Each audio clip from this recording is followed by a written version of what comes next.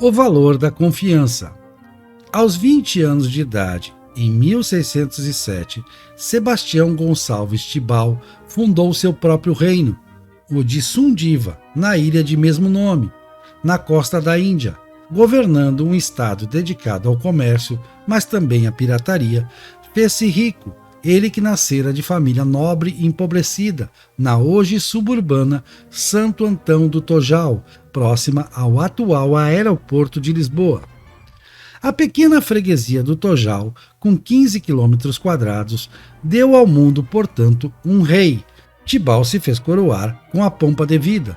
Daria também um botânico consagrado e reverenciado no meio científico, Félix de Avelar Brotero, ali nascido em 1744. O filho de Santo Antão do Tojal, que nos interessa para a história econômica do reino, nasceu mais tarde, em 1770, por volta de, o ano exato é incerto, João Ferreira, nome comum, de pais comuns. A vida de João nada teve de comum, tudo teve de comum, questão de ponto de vista. Uma história extraordinária, porém comum enquanto paradigma de um jeito luso de acumular capital, administrá-lo e se relacionar com o Estado. Apelidado Troca por conta de sua habilidade nos negócios, instalado em seu conjunto de casas, onde hoje se encontra o Hotel Avenida Palace, na Praça dos Restauradores, em Lisboa, ele iria acumulando bens e haveres até se tornar um dos grandes capitalistas do reino. Fez fortuna, especialmente no período de guerra contra a França, a partir de 1807, no negócio de vender e alugar cavalgaduras, cavalos e bestas, a militares portugueses e ao exército britânico, então investido na missão de salvar o país da invasão napoleônica.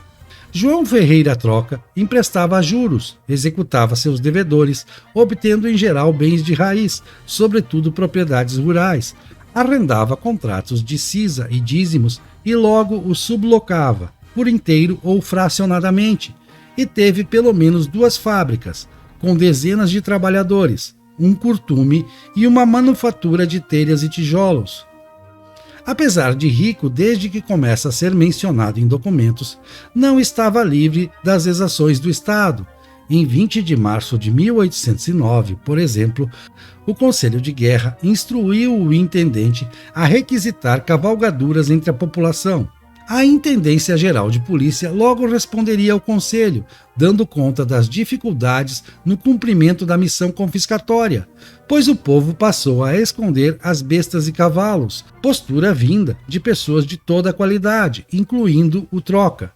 Se as razões de Estado se opunham à propriedade privada, e assim se deu muitas vezes no universo luso, incluindo o Brasil, é claro, a consequência foi a contínua desconfiança nos súditos quanto à justeza das razões de Estado.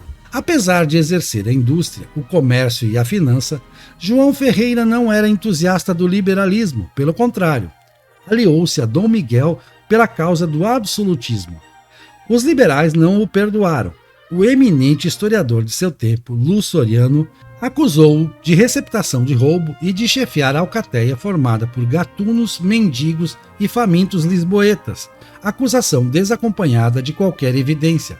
No poder, os liberais chegaram a anular contratos com o Troca a título de retaliação. A oposição entre um e outros se explica por ter nosso empreendedor relações proveitosas com o Estado e seus agentes e porque a posição política dos liberais, tanto em Portugal quanto no Brasil, significava discursos de louvação a Adam Smith ao lado de práticas quando governo opostas ao ideal de livre mercado. João Fernandes Troca morreu no gozo de imensa fortuna, acumulada em um período de guerras e crises econômicas, sem jamais ter sido alfabetizado. Assinava as escrituras com uma cruz. Um empreendedor desse porte ser analfabeto não chega a ser um problema econômico. O fato de ter ido da pobreza ao Fausto é uma bênção para a economia, um exemplo de ascensão por mérito próprio a inspirar muitos outros, exemplo que se repetiu de forma ainda mais abundante na parte americana do reino, embora, num caso e outro, muitas vezes envolvesse relações proveitosas, privilegiadas com o Estado. Também parece ter sido um homem honrado na relação com contrapartes privadas, pois estabeleceu vasta rede de administradores, sócios e clientes. João Fernandes, como tantos empreendedores espalhados pelo mundo, cresceu porque confiou e se fez confiável. A grande lição de Adam Smith é que a riqueza das nações está na cooperação voluntária. Toda a história depois da morte desse filósofo escocês prova o quanto ele estava certo. Quando se aponta causas para fracassos econômicos, respostas encadeiam infinitos porquês. Por que não crescemos? Porque a produtividade era baixa. Por que era baixa? Porque houve baixo investimento em capital humano e baixo investimento geral nos demais fatores. Por quê? Por aí vamos. Só podemos explicar as causas até certo grau de complexidade das respostas. Ir além esbarrará em hipóteses impossíveis de confirmar, também pela existência de contra-exemplos, e, ao final, chegará à ação de cada indivíduo, suas circunstâncias, razões, apetites, sortes e azares, que não serão imunes à sua cultura e a seu meio. Cultura explica muita coisa em economia, mas na interminável disputa entre causas e consequências, restará perguntar por que nossa cultura é assim, por que a cultura do outro é como é, e, mais importante, por que muitos povos conseguiram moldar sua cultura ao longo do tempo, de condicionante ao fracasso a condicionante ao sucesso? Nossa cultura igualmente sofreu influxos e apresentou mudanças. Por mais que nos pareçamos culturalmente aos que viviam em nossas primeiras vilas, e é de fato notável nosso atavismo, fomos enriquecidos por imigração e pela circulação de novas ideias, de novos valores morais. Podemos nos perguntar, afinal, como aquele bando de mamelucos nossos ancestrais foi capaz de ordenar e comandar uma das mais prósperas sociedades de sua época sem acesso a riquezas minerais, apenas ao engenho humano. E talvez caiamos então na constatação do poder do governo das circunstâncias. C. Para fins desta obra, resta estabelecer que a autodepreciação leva à autocomplacência, que é nociva ao desenvolvimento econômico e à falta de apreço uns pelos outros, o mesmo que falta de confiança, que por sua vez é a mais poderosa força que poderá agir contra o desenvolvimento econômico. Há algo na melhor crônica sobre o período de protagonismo e fausto da economia brasileira, melhor tanto no aspecto informativo quanto no literário, no texto de Gabriel Soares, que deveria chamar nossa atenção. Ele não é autodepreciativo em momento nenhum. Sim, deveria manter a pena na rédea curta se quisesse fazer amigos e influenciar pessoas, especialmente no governo local e na corte.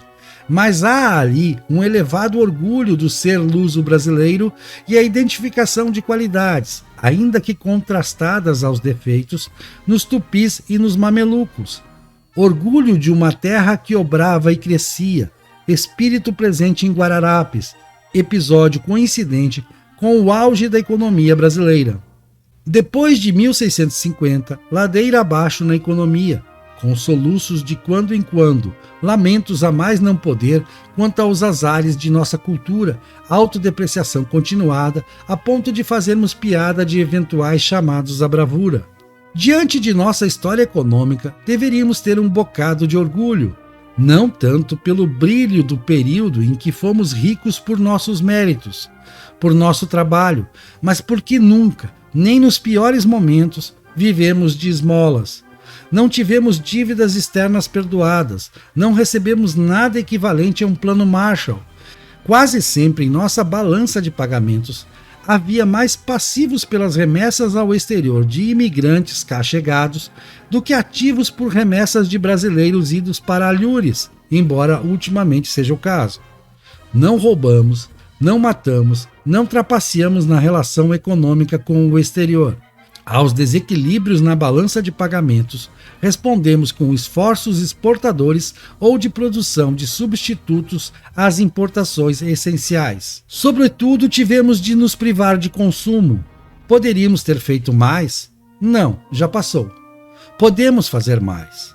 Talvez seja individualmente contraintuitivo confiar mais nos demais brasileiros. Mas que tal nos fazermos mais confiáveis a eles? Entendamos que somos um só povo, uma só gente. Não faz sentido nos julgarmos incapazes. É fatalismo, é autocomplacência, é autoindulgência. Se não somos noruegueses, bem, do ponto de vista econômico, os noruegueses no passado também não eram noruegueses.